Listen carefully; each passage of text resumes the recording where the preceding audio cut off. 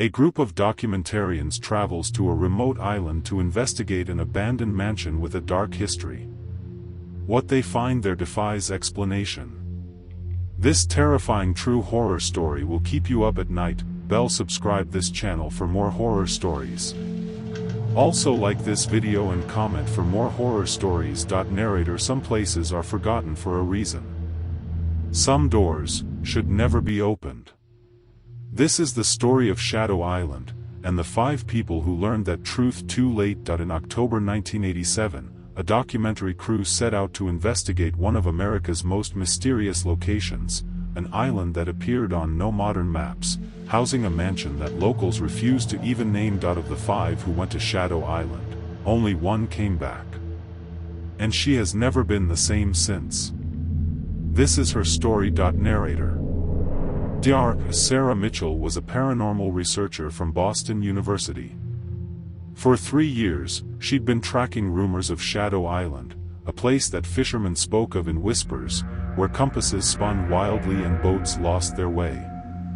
Sarah. Local legend speaks of Vincent Aldrich, a reclusive millionaire who built his estate on the island in 1923. According to records, he lived there alone for 40 years. When authorities finally investigated in 1963, they found the mansion sealed from the inside. Aldrich was never found. Neither were the 12 servants who reportedly worked there. Narrator. Sarah wasn't alone. With her was Marcus Chen, her cameraman and fiancé. Jake Peterson, their sound engineer. Dr. Raymond Foster, a historian specializing in Pacific Northwest mysteries. And Emily Warren, a local guide who claimed her grandmother had once worked on the island. Before disappearing, Emily, my grandmother, kept a diary. The last entry said, "The walls are breathing. Mr. Aldrich says we're part of the house now. I can feel it growing inside me." Marcus. That's just creative writing. Fear does things to people's minds. Emily. She wrote that the day before she vanished, they found her diary on the mainland. How did it get there if she never left the island? Narrator. The island rose from the fog like a broken tooth. Dense forest choked the interior, but a crumbling stone path led inland. They could see it through the trees. Aldrich Manor, a Victorian Gothic mansion that seemed to swallow the light around it. Raymond.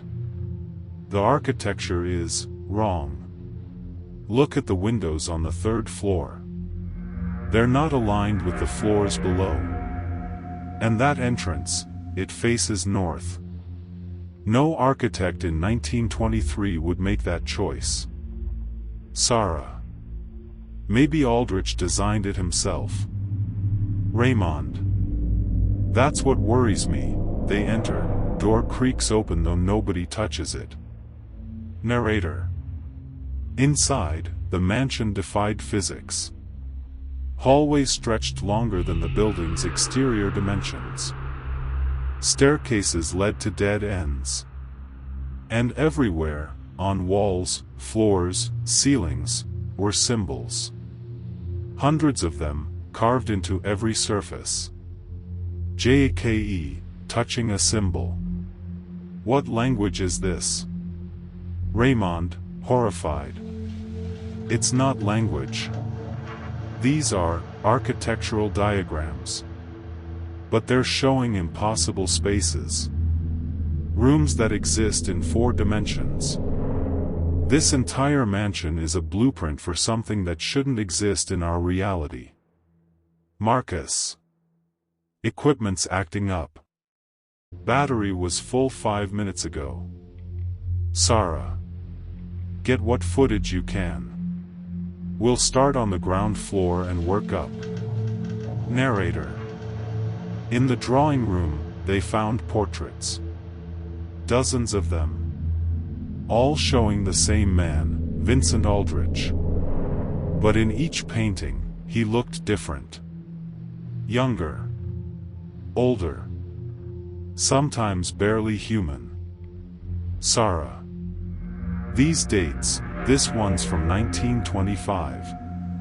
He looks 40. This one from 1960, he looks 30. Marcus, filming. Sarah, come look at this. Sarah, whispering. That's impossible. He'd be over 100 years old. Footsteps above them. Marcus. The others are on the ground floor with us. Sarah. Then who's walking upstairs? Emily, trembling. There are rooms down there that go deeper than the ocean floor. I could see water pressure bending the walls, but they're not flooding. Jake measured. We're 200 feet below sea level, but it's completely dry. Raymond, joining them, pale. I found Aldrich's journals in the library. He wasn't building a house. He was building a bridge. He believed there were other dimensions pressing against ours, and with the right architecture, he could create doorways. Sarah. Doorways to what? Raymond. To a place he called the Forever House. A space outside time where he would never age, never die. According to his notes, the mansion is just the anchor. The real structure exists elsewhere. Lights go out, you're inside now. You've always been inside. The house is generous. It makes room for everyone. Lights flicker back. Raymond is gone. Narrator. The mansion was rearranging itself.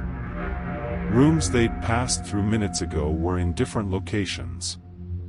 The front door, when they found it, opened onto a hallway that looped back into the house. Sarah. The symbols. Raymond said they were blueprints. What if we can reverse them? Jake, panicking. Reverse what? How? Emily. My grandmother's diary. She wrote something about mirrors. He's trapped between the reflection and the real. Break all the mirrors. Jake. Where did he? Emily. The hallway. Look. The hallway behind them now stretches infinitely, doors lining both sides, hundreds of them that weren't there before. Marcus. We need to leave. Now. Sarah. Marcus, Jake, find something heavy. Raymond, speaking in multiple tones. Why would you leave? The house provides everything. I've been here for decades, and I've never been happier. So many rooms to explore. So many versions of myself to meet. Marcus. That's not Raymond anymore. They smashed the mirrors, horrible sound like reality tearing. Narrator ***. The walls began to fold inward. Impossible geometries collapsed. Through the breaking mirrors, they could see it, the Forever House. Rooms, stretching through dimensions, and in every room, people. Hundreds of them. All the ones who never left the island. And standing at the center, unchanged since 1923, Vincent Aldrich. Aldrich, voice like grinding stone. The bridge is breaking. I need anchors. I need you. Emily. The basement. The foundation. Sarah. If we destroy the anchor point. Marcus. The whole structure collapses. They run to basement, find gas lines from old generator. Sarah, to others. Go. I'll set the charge. Marcus. Sarah, no. Sarah. Someone has to stay until the last second. Go. Emotional beat, Marcus torn. Emily, grabbing Marcus. She's made her choice. Don't make it meaningless. They run, explosion building. The explosion that destroyed Aldrich Manor could be seen from the mainland, 40 miles away. By the time rescue boats arrived, the island was breaking apart, sinking into the sea. They found 3 survivors on the rocks: Emily Warren, Jake Peterson, and Marcus Chen. They never found Sarah Mitchell, or Raymond Foster, or Vincent Aldrich. Mr. Chen, for the record, what happened to Dr. Mitchell? Marcus, staring at nothing. She stayed behind to make sure it was destroyed. We found no remains in the wreckage. Is it possible she escaped? Could she be out there somewhere? Marcus looks directly at camera. We see tear running down his face. Marcus. No. She's not out there. She's in there. Detective. In where? Marcus. The forever house. It didn't collapse. It just moved. Somewhere we can't reach. And Sarah's trapped inside with all the others. That in 1989, Marcus Chen committed suicide. His note read, "I can see the doors now. They're everywhere. Sarah is calling me. The house wants me back." Emily Warren was institutionalized after attempting to destroy her own home, claiming, "The rooms are spreading." Jake Peterson disappeared in 1992. Apartment was found sealed from the inside, every surface covered in architectural symbols. Shadow Island remained submerged.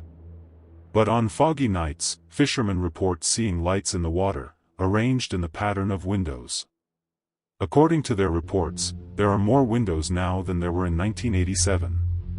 The forever house is growing. And it's still looking for residents. Narrator, final whisper. Some doors, once opened, can never truly be closed. Narrator.